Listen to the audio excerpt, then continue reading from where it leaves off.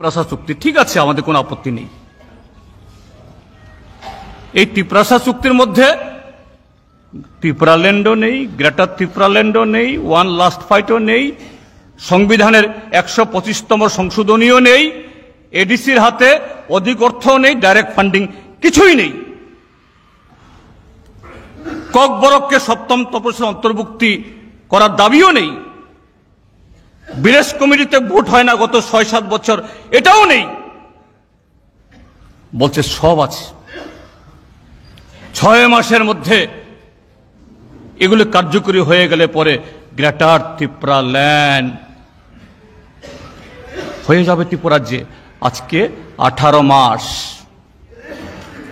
ভারতীয় জনতা পার্টি কুইসারের মতো, আখের মতো খেয়ে ছুবরা করে ঠেলে ফেলে দিয়েছে। এখন দিল্লিতে গিয়ে এরা দলবল নিয়ে বসে থাকে, গিয়ে 10 দিন 15 দিন বাদে Amit Shah 2 minute 3 minute 4 minute 5 মিনিটের জন্য একটা চা খাওয়ার জন্য ডাক দে, কোনো কথা শুনে না। ওইখান থেকে ফিরে এসে এখানে হম্বিতম্বি করে না। এখন তারা মন্ত্রিসভার সদস্য 2 জন মন্ত্রী, অনিমেষ এবং ঋষকেতু, তাদের আরো 11 জন এমএলএ, গত 2.5 বছরে বছরে 3-4 বার বিধানসভার অধিবেশন হয়, একবারের জন্য কেউ গ্রেটার ত্রিপুরাল্যান্ড বা ত্রিপুরাল্যান্ডের কথা উচ্চারণ করে না। কিন্তু গতকাল কি বলেছে দিল্লিতে? কি বলেছে? গ্রেটার ত্রিপুরাল্যান্ড নাই, ত্রিপুরাসা অ্যাকর্ড নাই, এডিসির ভোট নাই, এডিসিতে কেন এখন কর্মচারীরা বেতন পায় না, পেনশন পায় না, এই বক্তব্য নাই। সামনে উৎসব, এই গন্ডাছড়া, লংথরাই বেলে, শাখান শেরমন, এখানে অভাব। কেন এডিসি বা রাজ্য সরকারের কোনো সেখানে কাজ নাই? এই সমস্ত কোনো ইস্যু নাই।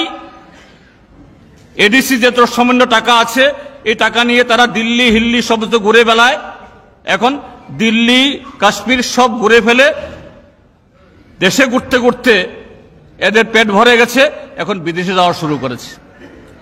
লন্ডনে গেছে কিছুদিন আগে, এখন নাকি আবার সুইজারল্যান্ডে যাবে।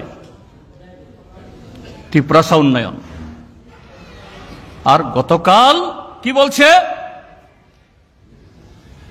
আমি আগরতলার মালিক, আমি তেলিয়ামুড়ার মালিক, আমি কাঞ্চনপুরের মালিক। হ্যাঁ, সেই অর্থে আমরা প্রত্যেক নাগরিকই, প্রদ্যুৎ মাণিক্য কিশোর কেন, আমরা সবাই এই দেশের নাগরিক, এই দেশের মালিক আমরা। সে অর্থে যদি বলা হয় আমরা এই দেশের নাগরিক হিসাবে, এটা আমাদের দেশ, আমাদের মাতৃভূমি, কাজে সারা দেশ আমাদের। সে দেশ তোমার হলে আমারও, আমার হলে তোমারও, এতে কোনো বিরোধ নেই। কিন্তু কি বলছে দিল্লিতে গিয়ে? সিপিআইএম নাকি তার প্রয়াত পিতা কিরিট বিক্রম মানুষকে টুক টুক করে নাকি মেরে ফেলেছে। দেশে আইন আছে তো? যদি সিপিআইএম যদি এই ত্রিপুরাজ্যের রাজবাড়ির কোন সন্তান কিছুরকম মেরে ফেলে, দেশে আইন নাই, কানুন নাই? এই কথা তো তার মা বিভু কুমারী দেবীও কোনোদিন বলেননি। কিরিট বিক্রম মাণিক্য বাহাদুর যতদিন জীবিত ছিলেন তিনিও তো বলেননি। বরঞ্চ আমি বলবো, আমি যখন ট্রাইবাল ওয়েলফেয়ার মিনিস্টার ছিলাম, প্রত্যেক বছর 26শে জানুয়ারিতে আমরা ট্রাইবাল সর্দারদের দিয়ে নিয়ে এসে আগরতলাতে আমরা 26 জানুয়ারি রাতে বুশ সভা আমরা দিই, সাংস্কৃতিক কর্মকাণ্ড হয়। প্রয়াত কিরিট বিক্রম মাণিক্য কিশোর তিনি প্রাক্তন একজন সাংসদ হিসাবে তাকেও আমন্ত্রণ করা হয়, তিনি আসতেন, আমাদের মঞ্চে বসতেন, বলতেন আমাকে, जितन बाबू आप बहुत अच्छा काम कर रहा है। वामफ्रंट गवर्नमेंट हमारा ट्राइबल के लिए ये रिमोट एरिया में स्कूल खोला है, रास्ता किया है।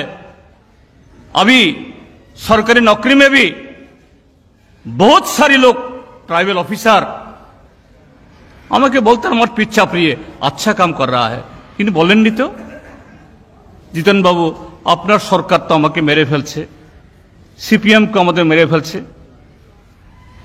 বরঞ্চ সিপিএম এর আমলে, বামফ্রন্টের আমলে কিরিট বিক্রম মানিক্য বাহাদুর তিনি কংগ্রেস দলের প্রাক্তন সাংসদ হয়েও, রাজনৈতিকভাবে আমাদের বিরোধী হয়েও তিনি আমাদের দ্বারা সেরকম একজন প্রবীণ ব্যক্তিত্ব, প্রবীণ নাগরিক, প্রবীণ একজন প্রাক্তন সাংসদ হিসাবে সম্মানে কৃতজ্ঞতা প্রকাশ করতেন। আর কালকে গিয়ে বলেছেন সেখানে সিপিএম নাকি তার বাপকে মেরে ফেলেছে।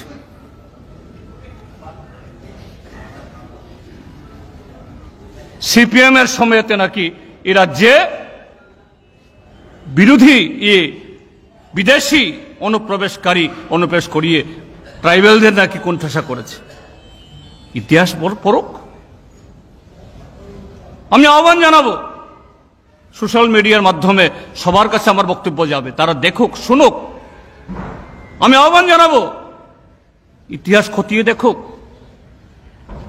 1931 ইংরাজি থেকে, তখন বীর বিক্রম মানিক্য বাহাদুর তারও পিতৃদেবরা শাসন করতেন। আমাদের রাজ্যের সেন্সাস রিপোর্ট আছে 1931, 1941, 1951, 1961, 1971, 1981। দেখো এ রাজ্যে অনুপ্রবেশ, এটা শুধু ত্রিপুরা বলে নয়, এটা সারা পৃথিবীতেই এক দেশের মানুষ আরেক দেশে খাদ্যের সন্ধানে, কাজের সন্ধানে এক জায়গাতে আরেক জায়গায় যায়।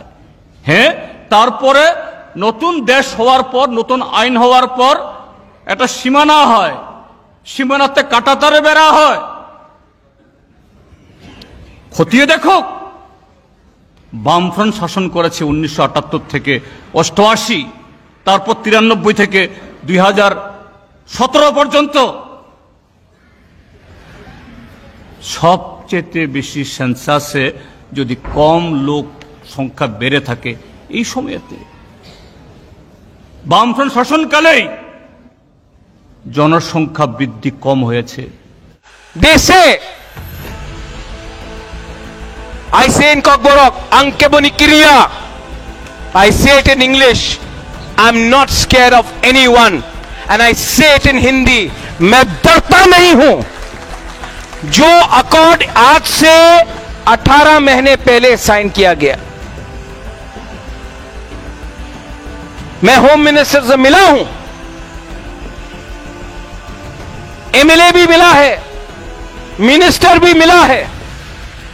होम मिनिस्टर बोलता है कि वी आर रेडी, लेकिन कुछ प्रॉब्लम है। क्या प्रॉब्लम है? स्टेट गवर्नमेंट को कुछ प्रॉब्लम है। स्टेट गवर्नमेंट को क्या प्रॉब्लम है? क्या प्रॉब्लम है? हमने कुछ गैर कानूनी मांगा? होम मिनिस्टर बोलता है नहीं। हमने कुछ गलत मांगा? नहीं। तो स्टेट गवर्नमेंट को क्या प्रॉब्लम है? 1982 में इंदिरा गांधी रेडी था एडीसी देने के लिए।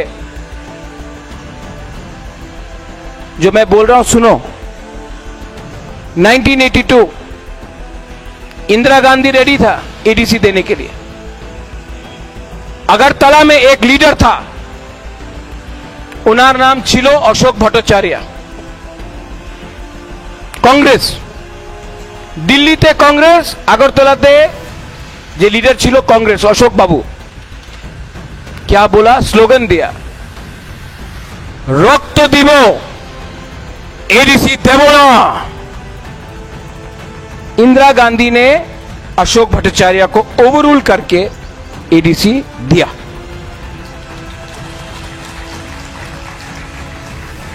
आज अमित शाह बोल रहा है आपका डिमांड ठीक है, हम देना चाहते हैं तिपरासा अकॉर्ड। अगर तला में अशोक भट्टाचार्य जैसा कुछ कुछ लीडर है ना, আপনি অ্যাকর্ড দেবেন না, আমি রক্ত দিব, एडीसी অ্যাকর্ড করতে দেব না। अब अमित शाह को भी इन लोगों को इंदिरा गांधी जैसा ओवररूल करके देना पड़ेगा।